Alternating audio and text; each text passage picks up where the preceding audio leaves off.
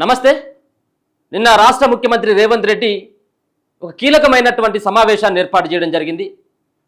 ఆ పార్టీకి సంబంధించినటువంటి ఎమ్మెల్యేలు, ఎమ్మెల్సీలు, మంత్రులు, ఎంపీలతో సహా అందరిని కూర్చోబెట్టి ఒక పెద్ద హోటల్లో కూర్చోబెట్టి ఆయన జపాన్ వెళ్తున్నటువంటి సందర్భంలో సిఎల్పి మీటింగ్ పెట్టి దాంట్లో కొన్ని ఘాటైనటువంటి వ్యాఖ్యలతో పాటు కీలకమైనటువంటి అంశాలను ప్రస్తావించడం జరిగింది. ముఖ్యంగా కాంగ్రెస్ పార్టీలో ఇటీవల చూస్తూ ఉంటే ఆ పార్టీల మధ్యలో నేతల మధ్య సయోధ్య కుదరడం లేదు. పార్టీ తీసుకుంటున్నటువంటి నిర్ణయాల పట్ల మరి చాలామంది వ్యతిరేకత వ్యక్తం చేస్తూ ఉన్నారు. ఇంకొక పక్కన పార్టీ తీసుకొచ్చినటువంటి, ప్రభుత్వం తీసుకొచ్చినటువంటి పథకాల పట్ల అసలు ప్రచారాన్నే కల్పించకపోవడం ఇది బాధాకరం అన్నటువంటి అంశాన్ని నిన్న ముఖ్యమంత్రి రేవంత్ రెడ్డి ఆయా ఎమ్మెల్యేలకు, మంత్రులకు సూచించడం జరిగింది.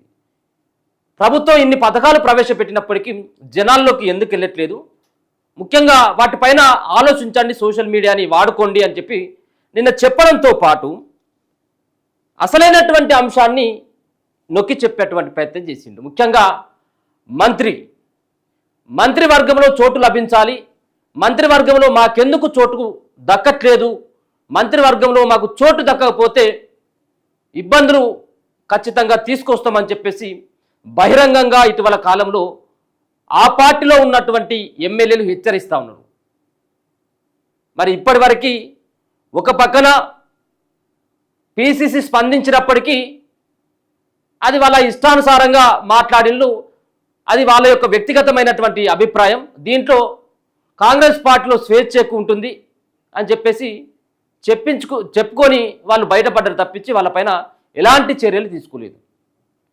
సో కావచ్చేమో కాంగ్రెస్ పార్టీలో ఒక పక్కన వాళ్ళు మాట్లాడేటువంటి స్వేచ్ఛ ఎక్కువ ఉండొచ్చేమో, కానీ ఈ సంబంధించినటువంటి అంశాల పట్ల ప్రజలందరూ కూడా కాంగ్రెస్ పార్టీని చీదరించుకున్నటువంటి అవకాశం ఉన్నది. మరి కొంతమందినేమో పార్టీ లైన్ దాటొద్దని చెప్పేసి మాట్లాడుతూనే మరి కొన్ని వర్గాలకు సంబంధించినటువంటి నేతలు మాట్లాడుతూ ఉంటే లైన్ కాదు, లైన్ దాటి కాదు, లైన్ ఎగిరి కూడా మాట్లాడింది. పూర్తి స్థాయిలో మీరు గీసినటువంటి లైన్ ఏదైతే ఉందో ఆ లైన్ని మొత్తం తూడ్చేసి కూడా వాళ్ళు మాట్లాడిండ్రు. ఆయన చర్యలు ఏమి లేవు. సరే, అది మీ పార్టీ ఇష్టం, ఏదైనా కానివ్వండి. అయితే నిన్న రేవంత్ రెడ్డి గారు మాట్లాడినటువంటి మాటలలో ముఖ్యంగా మొన్న మాట్లాడినటువంటి కోమటిరెడ్డి రాజగోపాల్ రెడ్డి చేసినటువంటి వ్యాఖ్యలే కావచ్చు, అంతకుముందు ఎమ్మెల్యే మల్రెడ్డి రంగారెడ్డి చేసినటువంటి వ్యాఖ్యలే కావచ్చు, ఇటీవల కొక్కిరాల ప్రేమ్ సాగర్ రావు చేసినటువంటి వ్యాఖ్యలే కావచ్చు, ముఖ్యంగా మంత్రి పదవుల కోసం ఈ ముగ్గురు వ్యక్తులు మాట్లాడినటువంటి మాటలు, మేము అర్హులం కాదా, మాకు ఎందుకు ఇవ్వమని చెప్పేసి మాట్లాడినటువంటి మాటలు, వీటిని అన్నింటినీ కూడా దృష్టిలో పెట్టుకున్నటువంటి రాష్ట్ర ముఖ్యమంత్రి నిన్న గట్టిగానే ఆ పార్టీకి సంబంధించినటువంటి ఎమ్మెల్యేలకి, ఇటీవల మాట్లాడినటువంటి నేతలకి సూటిగా వార్నింగ్ ఇవ్వడం జరిగింది. వార్నింగ్ ఇవ్వడమే కాదు, గీత దాటితే వేటే అని చెప్పేసి కొన్ని కీలకమైనటువంటి హాట్ కామెంట్ చేసినట్టుగా తెలుస్తూ ఉన్నది. అంటే వాళ్ళందరికీ కూడా చెక్ పెట్టేటువంటి ప్రయత్నం చేసిండు. ఇప్పటికే ఉన్నటువంటి 18 మంత్రి పదవులలో 12 ఫిల్ అయిపోయినాయి, ఇంకా ఉన్నటువంటి 6 మంత్రి పదవులు ఖాళీగా ఉన్నాయి. 6 మంత్రి పదవులు ఎప్పుడు ఫిల్ చేస్తామని చెప్పిండ్రు, కేసీ వేణుగోపాల్ గారు చెప్పిండ్రు, మల్లికార్జున గారు అక్కడికి పోయి వాళ్ళు భేటీ అయిండ్రు. మొత్తానికి 6 మంత్రి పదవులలో 4 కన్ఫర్మ్ చేసుకొని ఇక రేపో మాపో లిస్టు రిలీజ్ అవుతుందనగా ఈ అంతర్గత కుమ్ములాట మొదలైపోయింది. ఇది ఇప్పటికే బహిర్గతం అయిపోయింది. ఇప్పటికే 4 మంత్రులు ఎవరనేది ఇప్పటికే బహిర్గతం అయిపోయింది. అది ఆ యొక్క లిస్టు లీక్ అయిపోయింది. లీక్ కావడంతో దాంట్లో పేర్లు లేనటువంటి వ్యక్తులు ఎవరైతే ఉన్నారో వాళ్ళు ఇప్పుడు రద్దు చేసేటువంటి అవకాశం ఇప్పుడు స్పష్టంగా కనిపించింది మనకు. దీంట్లో కోమటిరెడ్డి రాజగోపాల్ రెడ్డి పేరు కీలకంగా వినబడ్డది. మరి కోమటిరెడ్డి వెంకటరెడ్డి ఉన్న తర్వాత రాజగోపాల్ రెడ్డికి ఎట్లు ఇస్తారన్నటువంటి విమర్శలు కూడా కాంగ్రెస్ పార్టీ పైన రావడం జరిగింది. సో ఇదే సందర్భంలో జానారెడ్డి ఎంటర్ అయ్యి అది ఇప్పటికే నల్గొండ జిల్లాకి 2 రెడ్డిలకు ఉన్నాయి, ఇంకొక రెడ్డికి అదే కుటుంబంలో కనుక మళ్ళీ ఇంకో రెడ్డికి ఇచ్చినట్టయితే ఇబ్బంది అవుతుందని ఆయన అధిష్టానానికి చెప్పినట్టుగా సమాచారం. కాబట్టి కోమటిరెడ్డి రాజగోపాల్ రెడ్డి పేరు చిట్ట చివరి నిమిషంలో అది రిజెక్ట్ అయిపోయింది. ఇక లేదు కాబట్టి ఆయన బహిరంగంగా విమర్శలు చేసింది. ఇక తాడో పేరు తెలుసుకుందాం, జానారెడ్డి నా పేరు ఎట్లా ఉన్నదో ఆ పేరును తీసేయడంలో నీదే ధృతరాష్ట్రుని పాత్ర అని చెప్పేసి చెప్పిండు. ఇక ఆయన అయిపోవడంతో ఈయన అందుకున్నాడు. ప్రేమ్ సాగర్, కొక్కిరాల ప్రేమ్ సాగర్ రావు పేరు కూడా ప్రధానంగా వినపడ్డది. కొక్కిరాల ప్రేమ్ సాగర్ మీద అనేక రకాలైనటువంటి ఆరోపణలు ఉన్నాయి. భూమి కబ్జాలు చేసిండు, భూములను కొల్లగొట్టిండు అన్నటువంటి ఆరోపణలు కూడా ఉన్నప్పటికీ దాంట్లో ప్రేమ్ సాగర్ రావు పేరు కూడా, కొక్కిరాల ప్రేమ్ సాగర్ రావు పేరు లేదుగా. లేకపోవడంతో ఆయన మాట్లాడాడు. ఇక అంతకంటే ముందు మల్రెడ్డి రంగారెడ్డి ఏం మాట్లాడిండు, హైదరాబాద్ రంగారెడ్డి ప్రాంతానికి అసలే మంత్రి పదవులు ఎట్టెట్లా ఉన్నాయి, అవసరమైనట్లయితే నేను రాజీనామా చేశానే బీసీని గెలిపించుకుంటా, మాకు మంత్రి పదవి ఇవ్వాలని ఆయన కూకున్నాడు. ఇప్పుడు ఆయన రాజీనామా చేయలేడు, ఇంకో బీసీ కాడ మళ్ళీ టికెట్ ఇచ్చి మళ్ళా గెలిపించుకున్నటువంటి అవకాశం ఉండదు ఉప ఎన్నికలు వస్తే. కాబట్టి నాకే ఇయ్యాలని చెప్పేసి పరోక్షంగా ఆయన చెప్పినట్టే అర్థం. అయితే వీటన్నిటిని దృష్టిలో పెట్టుకున్నటువంటి వీళ్ళంతా ఇక దీంట్లో వాళ్ళు ఎగురుడు మొదలు పెట్టిండ్రు.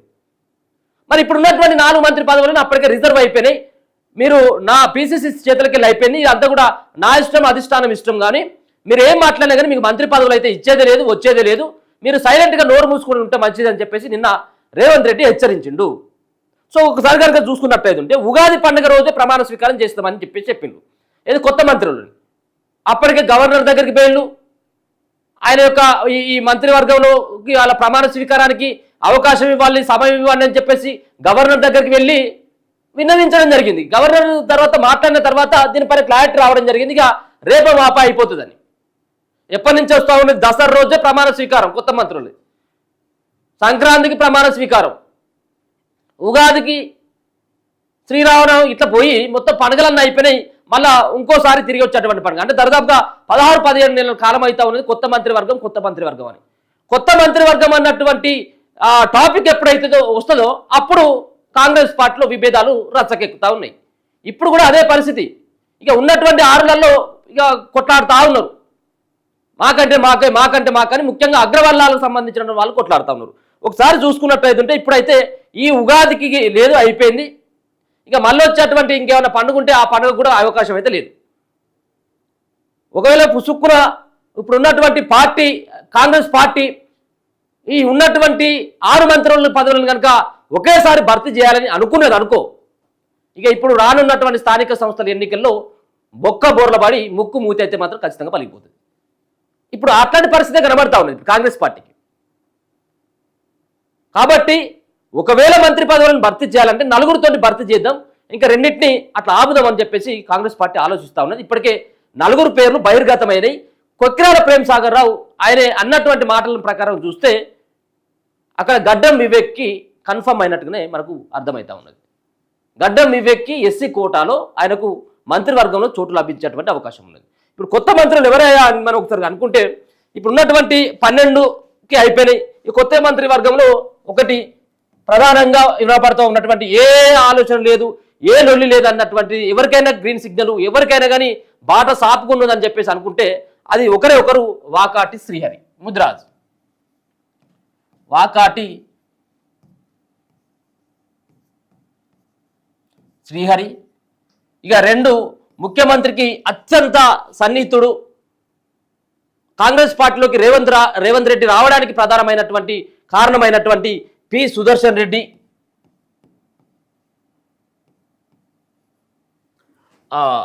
పి సుదర్శన్ రెడ్డి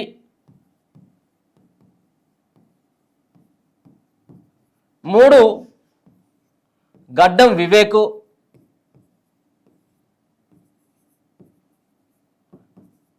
ఈ ముగ్గురికి ఇప్పుడు కన్ఫామ్గా ఇప్పుడు హైదరాబాద్ నుంచి మరొకరు అడుగుతా ఉన్నారు. దీంట్లో మైనార్టీ కోటాకు సంబంధించినటువంటి దాంట్లో మైనార్టీలకు అవకాశం ఇవ్వాలనేది ఇప్పుడు ప్రభుత్వం భావిస్తూ ఉన్నట్టుగా తెలుస్తూ ఉన్నది. మైనార్టీ కోటాలో ఎవరికి ఇస్తారనేది కొంత సస్పెండ్, కానీ ఇప్పుడు ఈ 4 మంత్రి పదవులలో ఖచ్చితంగా మైనార్టీకి ఉండేటువంటి అవకాశం ఉంటుంది. ఇక లేనటువంటి వాళ్ళు, ఆశించినటువంటి వాళ్ళని కనుక చూసుకున్నట్టయితే రాజగోపాల్ రెడ్డి, రాజగోపాల్ రెడ్డికి 100% వచ్చేటువంటి అవకాశం లేదు. ఇక రాదు, ఇక అంతే, ఇక రాసి పెట్టుకోరు. ఇక రెండోది కొక్కిరాల ప్రేమ్ సాగర్ రావు, ఈయనకు వచ్చేదే లేదు. ఇక మూడవది ఇప్పుడు ఏదైతే ప్రేమ్ సాగర్ రావుతో పాటు మల్రెడ్డి రంగారెడ్డి,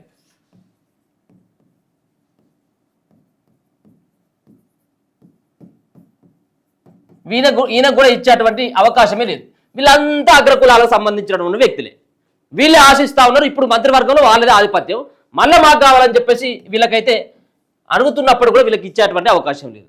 మరో పక్కన బీసీలకు ప్రాధాన్యత ఇవ్వాలి, బీసీలకి రిజర్వేషన్లను మేము అమలు చేస్తా ఉన్నాం, బీసీల పట్ల చిత్తశుద్ధితో ఉన్నామని చెప్పేసి కాంగ్రెస్ పార్టీ ఏదైతే అనుకుంటా ఉన్నదో దాన్ని నిలబెట్టుకునేందుకు అవసరమైనట్టయితే మరో వ్యక్తి అయినటువంటి వేములవాడ ఎమ్మెల్యే ఆది శ్రీనివాస్కి ఈయన యొక్క పేరు వినబడతా ఉన్నది.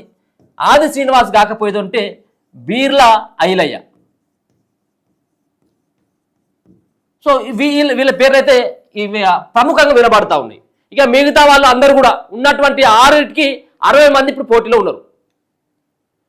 కానీ 4ని కనుక ఇప్పుడు ఇమ్మీడియట్గా అధిష్టానం దగ్గర నుంచి వచ్చినటువంటి లిస్టే ఇది లీక్ కావడంతో ఎట్లాగూ గడ్డ వివేక్ కన్ఫర్మ్ అయిపోయింది ఉమ్మడి ఆదిలాబాద్ నుంచి, కాబట్టి నాకు ఎందుకు ఇవ్వరని చెప్పేసి ప్రేమ్ సాగర్ రావు అందుకోసమని వివేక్ ఎట్టిస్తారన్నటువంటి ఆలోచనతో ఈయన మాట్లాడుతూ ఉన్నాడు. కాబట్టి గడ్డ వివేక్ యొక్క పేరు ఆ ఫైనల్ లిస్ట్ లో ఉన్నది అనేది మనకు స్పష్టంగా అర్థమవుతా ఉన్నది. ఇక సుదర్శన్ రెడ్డికి ఉన్నది కాబట్టి మరో రెడ్డిని క్యాబినెట్ లో తీసుకున్నారు కాబట్టి ఒకేసారి 4 ఇట్లలో 2 రెడ్డిలకు ఇచ్చినట్లయితే అది ఇబ్బంది అవుతుంది అన్నటువంటి ఆలోచనతో రాజగోపాల్ రెడ్డిని పక్కన పెట్టేసి సుదర్శన్ రెడ్డి పేరు కన్ఫర్మ్ చేసిండు. అందుకే ఆయన మాట్లాడుతూ ఉన్నాడు. ఇక వాకాటి శ్రీహరి బీసీ కోటలో ఇవ్వాల్సిందే, అది హామీ ఇచ్చిండు గతంలో. కాబట్టి దీనికి సంబంధించినటువంటి లిస్టు ఫైనల్ అయిపోయింది, ఫ్రీజ్లో పెట్టడం జరిగింది. ఒకవేళ కనుక మీరు మాట్లాడాలనుకుంటే అధిష్టానం దగ్గరికి వెళ్ళి మాట్లాడుకోండి తప్పించి పిచ్చిగా రోడ్ల మీదకి వచ్చి మీడియా ముంగడికి వచ్చి మాట్లాడితే మాత్రం తాట తీస్తామన్నటువంటి ఉద్దేశంతో నిన్న ముఖ్యమంత్రి రేవంత్ రెడ్డి గారు అయితే మీటింగ్ పెట్టడం జరిగింది. కాబట్టి దీంట్లో వీళ్ళు మాట్లాడడం వెనుక ముఖ్యంగా రాజగోపాల్ రెడ్డి, ప్రేమ్ సాగర్, మల్రెడ్డి రంగారెడ్డి మాట్లాడినటువంటి మాటల ప్రకారం కనుక చూసుకున్నట్టయితే వాళ్ళకు వచ్చేది లేదు అన్నటువంటి ఉద్దేశంతో వాళ్ళకు ఇవ్వట్లేదు, వాళ్ళ యొక్క పేర్లు లిస్టులో కనపడకపోవడంతో వాళ్ళ మనస్తాపం చెంది కొంత అట్లా మాట్లాడుతున్నట్టుగా తెలుస్తూ ఉన్నది. ఇంకోసారి ఎవరైనా మాట్లాడొద్దని చెప్పేసి జపాన్కు వెళ్ళి 6 రోజుల పర్యటన సందర్భంగా ఆయన నిన్న సిఎల్పి మీటింగ్ పెట్టి ఆ హోటల్లో ఆ పార్టీకి సంబంధించినటువంటి నేతలకే హెచ్చరించినటువంటి సందర్భం అయితే కనబడతా ఉన్నది. చూస్తూనే ఉండండి మన తొలి వెలుగు.